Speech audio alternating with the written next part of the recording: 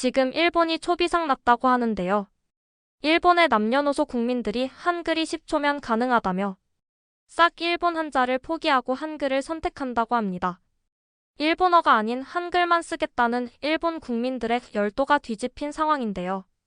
왜 일본어 한자를 2000개 이상 외워야 하는지 반문을 하고 합니다.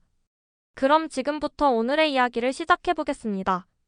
도쿄에서 고등학생으로 지내고 있는 미국 출신의 세라피나 김은 휴대폰 화면을 보며 소리를 지르고 싶었어요. 세라피나에게 필요한 건 그냥 동생 카이에게 학교에서 데리러 가겠다는 간단한 메시지를 보내는 것 뿐이었어요. 하지만 키보드에서 적절한 일본어 문자를 찾는 것은 매번 퍼즐을 푸는 것 같은 느낌이었어요. 김 할아버지는 오래전에 한국에서 일본으로 오셨는데 여전히 일본어 문자 읽기를 어려워하셨어요. 카이가 또 어려워하고 있다고 했어요. 세라피나는 카이가 식탁에 앉아서 눈물을 글썽이고 있는 것을 발견했어요. 복잡한 일본어 문자들은 카이에게 불가능한 퍼즐처럼 보였을 거예요. 카이가 자신은 바보라고 속삭이며 아무것도 제대로 쓸 수 없다고 했어요. 세라피나의 마음이 조금 아팠어요. 세라피나조차도 매일 그것으로 고생하고 있었어요. 다음날 학교에서 점심시간에 미국에서 온 교환학생 레이철이 세라피나들에게 자신의 휴대폰을 보여주고 있었어요. 한국 팬들이 가장 달콤한 메시지들을 쓰는데 레이철은 그들이 무슨 말을 하는지 전혀 모르겠다고 했어요. 오래된 언어 공부를 좋아하는 독일 교환학생 한스가 레이철의 어깨 너머로 살펴보며 일본어 문자보다 훨씬 간단해 보인다고 했어요. 아버지가 프랑스 대사관에서 일하시는 미술 선생님이 한국 글쓰기가 아름다운 기하학적 모양처럼 보인다고 하셨다고 했어요. 중국인 학생 타오가 신음을 내뱉었어요. 자신은 매주 중국어 한자 50개를 외워야 한다고 했어요. 세라피나는 레이철의 휴대폰에 나온 한국어 댓글들을 더 자세히 살펴봤어요. 어떻게든 더 간단해 보였고 마치 블록처럼 서로 맞춰지는 모양들 같았어요. 한국어 글자가 어떻게 작동하는지 설명하는 동영상을 온라인에서 찾았어요. 한글이라고 불리는 한국어 글쓰기가 왜 세계에서 가장 과학적인 글쓰기 체계 중 하나로 여겨지는지 보여주겠다고 했어요. 이것은 믿을 수 없었어요. 전체 단어나 아이디어를 나타내는 일본어나 중국어 문자와 달리 한국어 글자는 개별 소리를 나타냈어요. 마치 영어 글자처럼요. 하지만 그것들은 단어를 읽기 쉽게 만드는 깔끔한 작은 네모 모양으로 배열되어 있었어요. 태원이 각각의 한국어 글자는 입으로 소리를 어떻게 내는지 정확히 보여준다고 설명했어요. 글자의 모양이 실제로 그 소리를 낼 때 입이 만드는 모양과 닮아 있다고 했어요. 세라피나는 그날 저녁 내내 기본적인 한국어 글자들을 배우는데 보냈어요. 영어 알파벳보다도 적었어요. 그리고 단 1시간 만에 세라피나는 이미 간단한 한국어 단어들을 읽을 수 있었어요. 다음날 아침 세라피나는 자신이 배운 것을 카이에게 보여주려고 뛰어갔어요. 그냥 2개의 간단한 모양을 합친 거라고 했어요. 카이의 눈이 불꽃처럼 빛났어요. 몇 달 만에 처음으로 글쓰기가 카이에게 불가능해 보이지 않았어요. 한국어 글자들은 명확하고 간단하고 논리적이었어요. 아마도 카이뿐만 아니라 모두를 도울 수 있는 무언가를 찾은 것 같았어요. 어젯밤에 오늘 시험을 위해 일본어 문자를 외우는데 2시간을 꼬박 보냈는데 여전히 절반을 틀렸다고 했어요. 하지만 한국어 글자 20개는 단 30분 만에 배웠다고 했어요. 하지만 이 한국어 글자들은 정직하다며 어떤 소리를 내는지 정확히 알려준다고 했어요. 타오가 감정이 가득 찬 목소리로 친구들은 이것이 무엇을 의미하는지 전혀 모를 거라고 말했어요. 자신은 매일 한자를 외우는데 몇 시간을 보낸다며 그리고 각 한자가 무엇을 의미하는지, 어떻게 발음하는지, 언제 사용하는지를 외워야 한다고 했어요. 하지만 한국어 글자로는 이 기본 모양들을 배우면 어떤 한국어 단어든 읽을 수 있다며 그 의미를 모르더라도 가능하다고 설명했어요. 하지만 아마도 함께 해결책을 찾은 것 같았어요. 그날 저녁 집에서 세라피나는 가족과 자신들의 발견을 나누기로 결심했어요. 세라피나는 할아버지 옆에 앉으며 부드럽게 할아버지를 불렀어요. 글을 쓰고 읽는 더 쉬운 방법이 있다고 말씀드리면 어떨지 물었어요. 세라피나는 할아버지께 자신이 연습하고 있던 한국어 글자들을 보여드렸어요. 할아버지가 기억으로 가득하고 부드러운 목소리로 한글을 본지 정말 오래됐다고 속삭였어요. 일본에 오기 전 한국에서 어린 소년이었을 때 이것이 자신이 처음 읽고 쓰는 것을 배운 방법이었다며 하지만 이 모든 세월 동안 거의 잊어버렸다고 하셨어요. 가족 3세대가 식당 테이블 주위에 앉아서 함께 한국어 글자를 배웠어요. 할아버지는 자신이 생각했던 것보다 훨씬 많이 기억하고 계셨어요. 할아버지가 기억으로 빛나는 눈으로 이 글쓰기 체계를 만든 왕에 대해 설명하셨어요. 모든 사람이 읽고 쓸 수 있기를 원했다며 부유한 학자들과 귀족들만이 아니라 가난한 농부들과 평범한 사람들도 배울 수 있도록 일부러 간단하게 만든 거라고 하셨어요. 자신이 한국어로 자신의 이름 카이를 쓸 수 있다고 말했어요.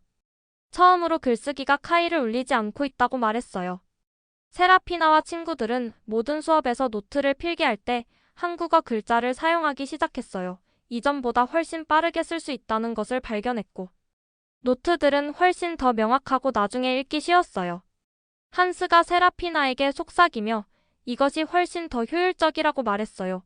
단어가 무엇을 말하는지 알아내는데 모든 에너지를 쓰는 대신 실제로 수학 문제를 푸는데 집중할 수 있다고 했어요. 미술 시간에 루이즈는 모든 그림에 한국어 글자로 라벨을 붙이기 시작했어요. 루이즈가 정중하게 한글이라고 불리는 한국어 글쓰기라고 설명했어요. 노트 필기에 일본어 문자보다 더 효율적이고 읽기 쉬워서 배우고 있다고 했어요. 다나카 선생님의 눈썹이 올라갔어요. 선생님이 하지만 학생들은 일본에서 공부하고 있다며 일본어 글쓰기를 마스터하는데 집중해야 하는 거 아니냐고 말씀하셨어요. 레이첼이 정중하게 끼어들어 자신들은 확실히 여전히 일본어를 배우고 있다고 말했어요. 하지만 노트에 한국어 글자를 사용하는 것이 실제로 일본어를 더 잘 배우는데 도움이 된다고 했어요. 한국어 글자로 빠르게 노트를 쓸 수 있을 때 선생님이 말씀하시는 것을 따라갈 수 있어서 일본어 수업을 더 잘 이해한다고 설명했어요. 금요일까지 놀라운 일이 일어났어요. 작은 한국어 스터디 그룹이 5명에서 거의 15명의 학생으로 늘어났어요. 항상 숙제 시간을 두려워하고 쓰기 과제로 울곤 했던 카이가 이제는 실제로 글쓰기 연습을 하는 것을 기대하고 있었어요. 매일 저녁 카이는 부엌 식탁으로 달려가서 연필을 잡았어요. 어느 날 저녁 카이가 자랑스러움으로 가득한 목소리로 엄마에게 이것을 보라고 외쳤어요. 몇 달 동안 엄마는 막내 아들이 글쓰기로 고생하는 것을 지켜보며 카이가 자신을 바보라고 계속 부르는 것에 대해 완전히 무력감을 느끼셨어요. 하지만 이제 여기서 카이는 얼굴에 순수한 기쁨과 자신감이 빛나며 글을 쓰고 있었어요. 할아버지는 한국에서의 어린 시절 이야기들을 적기 시작하셨어요. 어느 날 오후 할아버지가 기억으로 먼 눈빛을 하시며 세라피나에게 한글로 쓸 때 기억들이 훨씬 더 선명하게 돌아온다고 말씀하셨어요. 할아버지는 자신이 자란 작은 마을에 대해 큰 항아리에서 김치를 담그시던 어머니에 대해 논을 가로질러 학교에 걸어가던 일에 대해 이야기해 주셨어요. 카이가 모두를 깜짝 놀라게 하는 발표를 했어요. 카이가 완전히 진지하게 커서 한국어 선생님이 되고 싶다고 말했어요. 자신처럼 글쓰기로 어려움을 겪는 다른 아이들을 도와주고 싶다고 했어요. 엄마가 부드럽게 카이에게 글자 쓰는 법뿐만 아니라 한국어도 배워야 할 거라고 말씀하셨어요. 카이가 전혀 괜찮다고 말했어요. 할아버지가 이미 자신에게 단어와 구문들을 가르쳐주고 계셨어요. 세라피나의 마음은 동생에 대한 자랑스러움으로 부풀어 올랐지만 동시에 가슴에 무거운 무언가가 자리 잡는 것도 느꼈어요. 점점 커지는 책임감이었어요. 휴대폰으로 메시지를 입력하는 자신의 좌절에 대한 간단한 해결책으로 시작된 것이 이제 가족 전체의 삶을 바꾸고 있었어요. 학교에서 세라피나는 다른 학생들이 자신과 친구들이 사용하는 한국어 글쓰기에 대해 질문하기 시작한다는 것을 알아차리기 시작했어요. 수업 사이 쉬는 시간에 일본인 동급생 중 한 명인 유키가 왜 그들이 외국 글자를 사용하는지 물었어요. 유키의 목소리에는 세라피나를 불편하게 만드는 날카로운 톤이 있었어요. 일본어 글쓰기가 그들에게 충분하지 않다는 말을 하려는 거냐고 물었어요. 세라피나는 신중하게 이것은 정말 하나의 글쓰기 체계가 다른 것보다 낫다는 것에 관한 게 아니라고 설명했어요. 다른 사람들에게 맞는 도구를 찾는 것에 관한 거라고 했어요. 카이는 한국어 글자가 그의 뇌가 처리하기에 훨씬 간단하기 때문에 배울 수 있다며.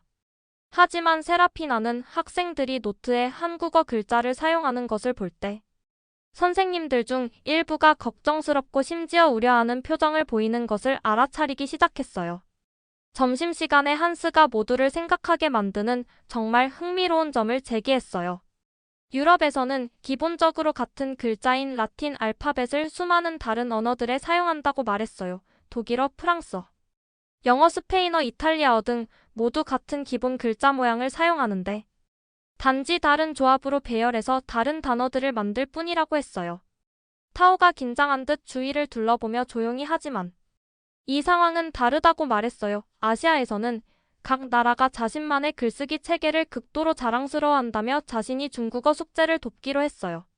레이첼이 하지만 결국 소통이 가장 중요한 것 아니냐고 말했어요. 한국어 글자가 자신들이 서로를 더 잘 이해하는 데 도움이 됐고 카이 같은 아이들이 성공적으로 읽고 쓰는 것을 배우는데 도움이 된다면요. 그날 오후 그것은 학교 교장 선생님인 와타나베 선생님으로부터 온 것이었는데 교실 환경에서 일본어가 아닌 글쓰기 체계의 사용에 대해 논의하기 위해 다음날 교장실로 오라는 내용이었어요. 김 할아버지가 이해심 가득한 목소리로 부드럽게 세라피나를 부르셨어요. 한글 사용을 중단하라고 말할까 봐 두려운 거냐고 물으셨어요. 할아버지가 진지하지만 친절한 눈으로 중요한 것을 하나 말해주겠다고 계속 말씀하셨어요. 자신이 젊은 남자로서 처음 일본에 왔을 때 사람들은 자신에게 한국적인 모든 것을 잊으라고 했다고 하셨어요. 언어, 문화 모든 것을 말이라고 했어요. 그런데 무슨 일이 일어났는지 아냐며 절대로 누구든지 배우는 것이 틀렸다거나 자신과 다른 사람들이 배우는 것을 돕는 도구를 사용하는 것이 어떻게든 나쁘다고 말하도록 두지 말라고 조언하셨어요. 엄마가 단호하게 내일 그 만남에서 무슨 일이 일어나든 세라피나를 정말 믿을 수 없을 만큼 자랑스러워한다고 말씀하셨어요. 세라피나가 카이가 다시 자신을 믿도록 도와줬다고 했어요. 다음 날 아침 세라피나는 마치 심장이 가슴에서 바로 튀어나올 것 같은 기분으로 와타나베 교장 선생님의 사무실로 걸어 들어갔어요. 하지만 큰 나무 책상 너머로 보이는 그의 진지하고 엄한 표정을 보니 세라피나가 신중하게 계획했던 모든 말들이 머릿속에서 날아가 버렸어요. 와타나베 교장 선생님이 앞에서 손을 깍지 끼며 세라피나에게 말했어요. 여러 선생님들이 세라피나와 다른 외국인 학생들이 수업 중에 노트에 한국어 글쓰기를 사용하고 있다고 보고했다고 했어요. 이런 행동이 다른 학생들의 학습 환경에 방해가 될 수 있다고 상당히 우려하고 계신다고 말씀하셨어요. 세라피나는 최대한 정중하게 와타나베 교장 선생님에게 말했어요. 자신들이 처음에 한국어 글자를 배우기 시작한 이유를 설명해도 될지 물었어요. 교장 선생님이 천천히 고개를 끄덕이셨고 세라피나는 모든 것을 말씀드렸어요. 세라피나는 카이의 난독증으로 인한 어려움과 쓰기 숙제가 매일 밤 카이를 울게 만들었던 일에 대해 설명했어요. 한국어 글쓰기가 모두가 더 잘 소통하고 더 효과적으로 배우는데 어떻게 도움이 되었는지 설명했어요. 교장 선생님이 이제 조금 더 부드러운 목소리로 세라피나 가족의 특별한 상황은 이해할 수 있다고 말씀하셨어요. 하지만 여기 있는 모든 학생들을 생각해야 한다고 하셨어요. 일본인 학생들 중 일부가 부모님들에게 분명히 더 쉬운 대안이 있는데 왜 어려운 일본어 문자를 배우는데 그렇게 많은 시간을 보내야 하는지 묻기 시작했다고 하셨어요. 세라피나는 간절히 몸을 앞으로 기울이며 선생님에게 말했어요. 자신들은 절대로 일본어 글쓰기를 대체하려고 하지 않는다고 했어요. 절대로 그런 것을 제한하지 않을 거라고 했어요. 단지 더 잘 배우기 위한 도움이 되는 도구로 한국어 글자를 사용하고 있을 뿐이라고 설명했어요. 한스는 수학 노트를 더 빨리 적기 위해 사용해서 문제 해결에 집중할 수 있다고 했어요. 레이첼은 선생님들이 말씀하시는 것을 적기 위해 사용해서 강의를 더 잘 이해할 수 있다고 했어요. 그리고 타오는 중국어 문자로 최종 답안을 써야 하기 전에 생각을 정리하는 데 도움이 된다고 설명했어요. 와타나베 교장 선생님이 처음으로 확신이 없어 보이며 의자에서 몸을 움직였어요.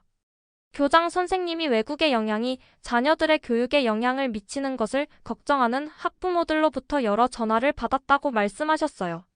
그들은 학교가 왜 이런 일이 일어나도록 허용하는지 알고 싶어 한다고 하셨어요. 이것은 세라피나가 두려워했던 것보다 더 심각했어요. 그날 오후 세라피나는 모든 외국인 친구들과 긴급 회의를 소집했어요.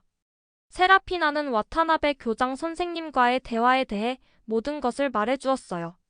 레이첼이 분노로 떨리는 목소리로 이것은 완전히 말도 안 된다고 말했어요. 자신들은 누구에게도 해를 끼치지 않고 있다며. 실제로 한국어 글자 때문에 모든 수업에서 더 잘하고 있다고 했어요. 타오가 자신의 손을 내려다보며 조용히 그냥 사용을 중단하는 게 나을지도 모른다고 말했어요. 정말 학교에 문제를 일으키거나 누구를 심각한 공경에 빠뜨리고 싶지 않다고 했어요.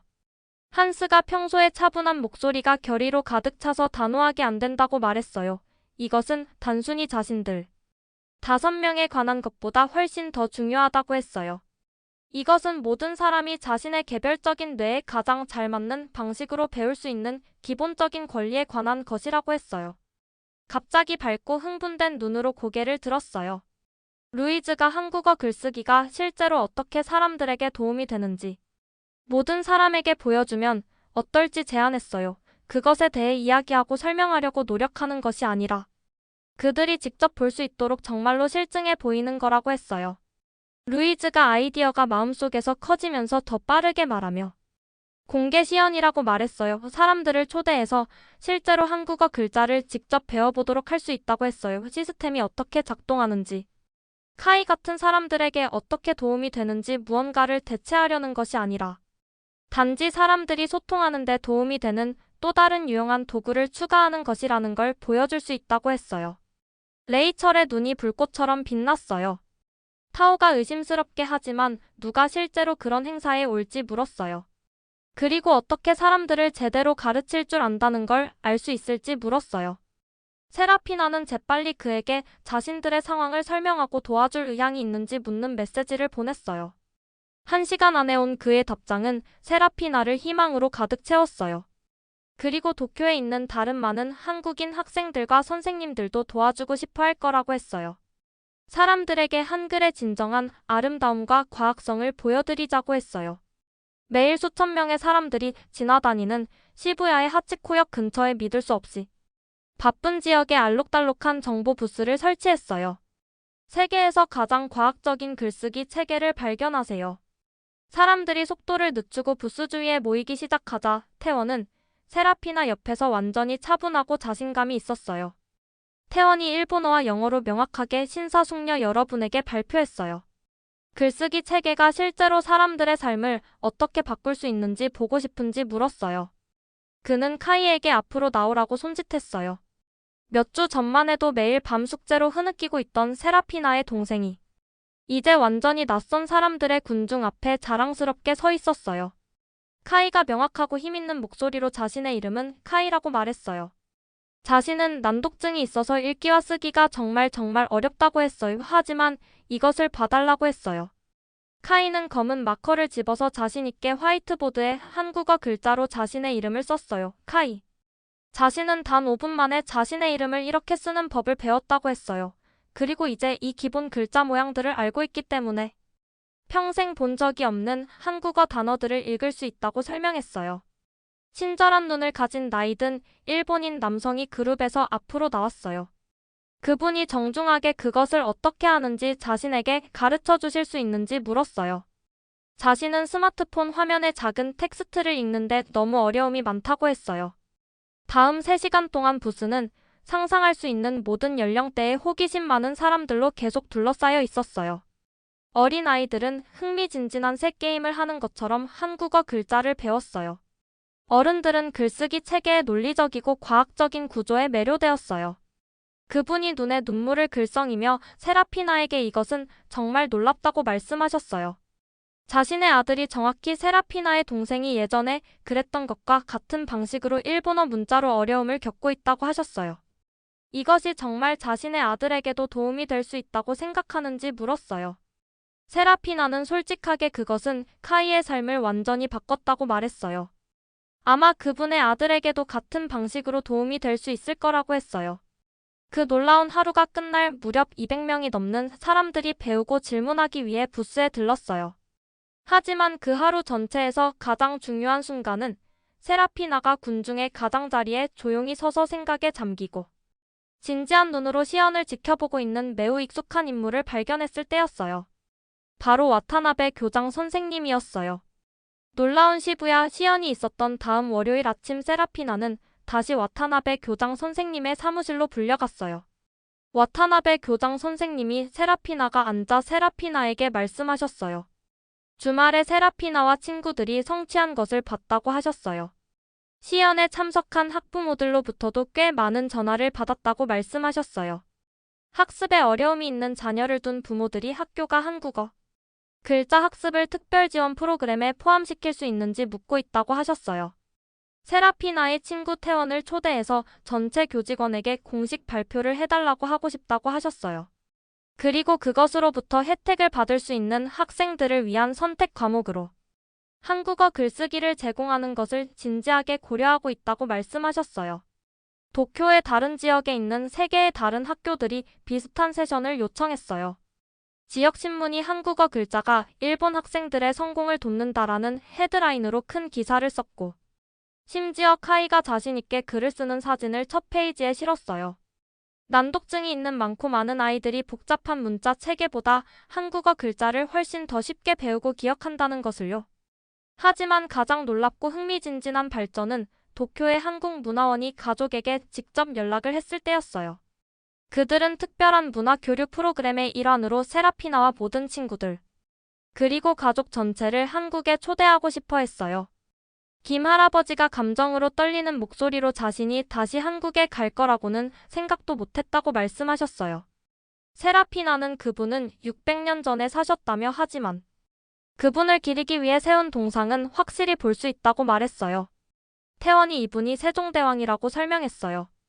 그분은 부자든 가난하든 교육받았든 그렇지 않든 모든 사람이 읽고 쓸 수 있어야 한다고 깊이 믿으셨기 때문에 한글을 만드셨다고 했어요. 동상에게 직접 한국어로 말씀하셨어요. 나중에 할아버지는 모두에게 자신의 말을 번역해 주셨어요. 루이즈는 한국미술관에서 며칠을 보내며 현대미술 설치 작품에서 본 한국어 글자들을 조심스럽게 스케치했어요.